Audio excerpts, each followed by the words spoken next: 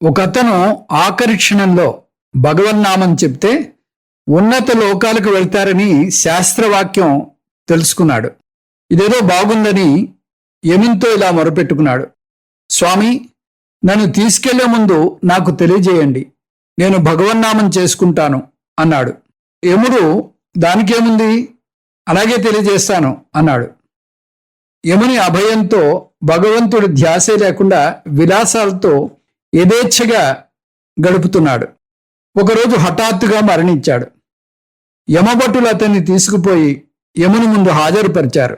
అతను యమునితో వారిరువురి మధ్య పూర్వ ఒప్పందాన్ని గుర్తు చేసి, నువ్వు నన్ను తీసుకువెళ్లే ముందు తెలియజేస్తానని వాగ్దానం చేశావు. అలా నీ మరణించే ముందు తెలియజేయకుండా మోసం చేశావని నొచ్చుకుంటూ పలికాడు.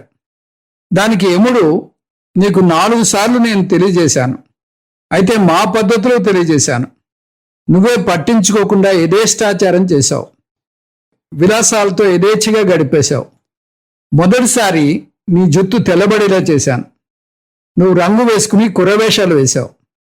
రెండోసారి నీ పళ్ళు ఊడిపోయేలా చేశాను, నువ్వు కట్టుడు పళ్ళు కట్టించుకుని ఏమీ తెలియనట్టు వ్యవహరించావు.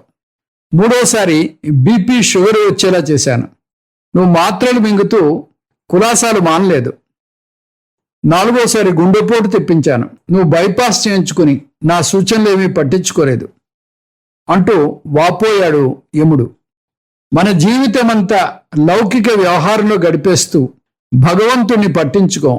చేతులు కాలేక ఆకులు పట్టుకుని లాభమేముంది?